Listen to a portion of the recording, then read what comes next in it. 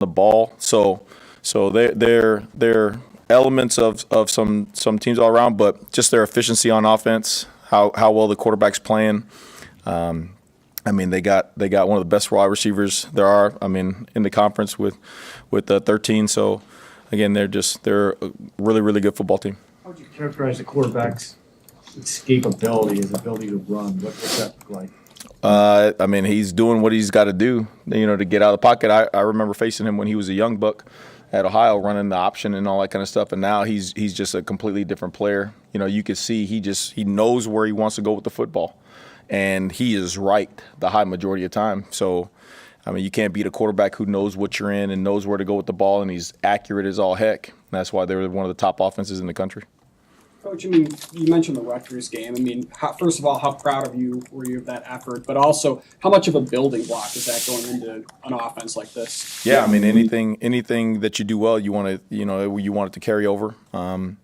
I was happy for the guys that run around, going into the bye week. They recharge and all that stuff. But this is a new week, completely different challenge for the guys. You know what I mean? So going on the road, I think I saw it was a sellout or something like that. Great offense. So completely different challenge this week in terms of what we got to face. Really, really high level quarterback. So, we're just getting them ready. I mean, Tuesday out there, it was pretty energetic, pretty lively. So we got to make sure we execute. Tony, when you're on the road and you're going to be facing a team that has a lot of energy, the build up for this game, big noon kickoff, whatever, it's going to be an energetic atmosphere. Does that magnify the importance of the defense and the way that you play coming out of the gates in the first quarter? I think just the way we play defense, period. You know what I mean? You always want to start fast, no matter what it is. Offense, defense, special teams, you always want to go out there and start fast and really get into the flow of the game. But that's something we got to do from the get-go. And I think that's when we played our complete games, we've done just that, being able to go out there and have success early on. But with a team like this, you're going to give up some plays, right? They're one of the best offenses in the country, so it's a matter of executing on a consistent level and then just playing our butts off. I'm sure Tommy has been itching to get out there. How have you seen him, though, stay engaged and maybe be a peer leader while he's built back to maybe helping you out soon? Yeah, same thing. All those guys keep each other accountable. Guys getting on guys for not executing the right way. And it's great competition. There's a lot of flexibility and a lot of competition. So, you either embrace it and run with it and it makes you better, or you're going to fall into the trap and fade away. So those guys have responded and acted right. So it'll be it's been good. I did see you react to getting a black shirt, and then also Brian as well. Yeah, I didn't see Brian's. I mean, I when I walked to practice, I just saw him there kicking with it, and you could tell he had a little pep in his step and stuff, which is really neat. First thing is like, wow, that's pretty cool. And then Sierra actually, the jersey was swapped, so it was on the sideline. So he kind of didn't even want to put it on at first, just because he understood and stuff. And I was like, hey man, you put that damn black jersey on, you understand what it means. So he had a big smile on his face, and he's continuing to do well.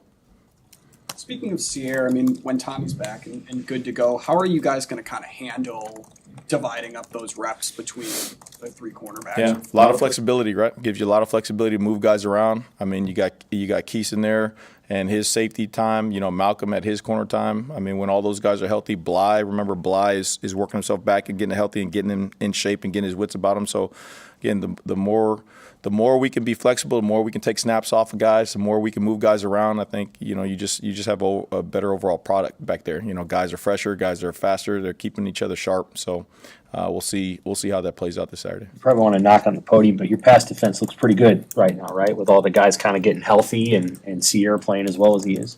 Yeah, I got no idea. I mean, I remember last year at one point in time, somebody asking me a question about, we're good at the time, and then we go and give up 40 and 200 yards rushing or some crap. So, this deal is we're going in to face an offense, and it's what can we do to make sure that we're at our best. Execution-wise, mentally, physically, emotionally, we got to be at our best. How maybe is the pass defense evolved, not only with Wright, but with Butler joining and Rule. And, Yeah. Rule mentioned that you kind of got out of your comfort zone in the most recent game Mm-hmm. with personnel. How do you feel like your defense is evolving in your second year as coordinator? That's what you're supposed to do, right? The coach always talks about the growth mindset, and we do what we have to do in order to put those guys in position to win games. So, number one, it starts up front, right? You got James playing well. You got Jamari playing well. Ty Nash.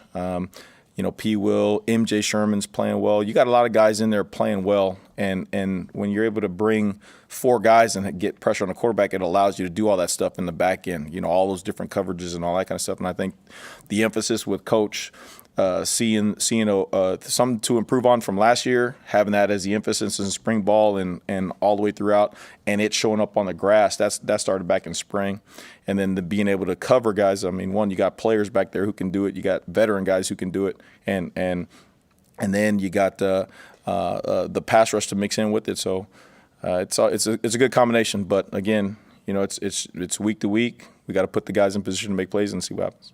On the rush defense, it's a pretty wild stat that you guys have not allowed a rushing touchdown over the first 6 games. What's the biggest contributing factor to that? I have no idea. That's just the guys up front are playing their butts off. The guys in the back end are covering. Again, that's the first 6 games. That was a great accomplishment. But let's see if it holds true the rest of the season. Were you able to watch the Oregon-Ohio State game? Yeah. What did you think of that? 12 on the field on defense in that scenario, and were you aware of that trick? I mean, is that something that you knew about? No, I hadn't seen that. You know what I mean? And then I actually, coaches, we got a coaching text thread there, and he texted it in there and said, "Hey, look at this." You know what I mean? Like, that's next level thinking. In terms of just those little advantages. You know what I mean? And so it was in there and kind of studying and feeling that. It's like, wow, that's pretty high level thinking right there. So, if we get the chance, who knows? We'll see what's up. Change it I know. You better do it this year, right? So. Coach Rule, before the season, in talking about Prince Will and Cam and coming off of true freshman seasons that were strong, he talked about being wary to make sure those guys, continue to up their play. What have you seen from collectively from those two and how they've improved, or what you're looking for from them as second-year players? Yeah, you're right. I mean, that's that old sophomore slump deal, right? The thing that's great about that room is that you played so many guys young, and then the competition level hasn't dropped off. It's actually increased. You know what I mean? Like, everybody to a T has gotten that much better. They know the defense. They're bigger, faster, stronger. T-Night's on them about things.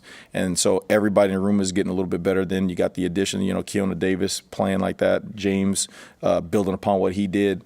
And so then, it goes back to the same thing with the DBs. You're either going to raise your level of competition and your ability and your performance, or you're gonna fade to the wayside. So it's been a good competition with those guys.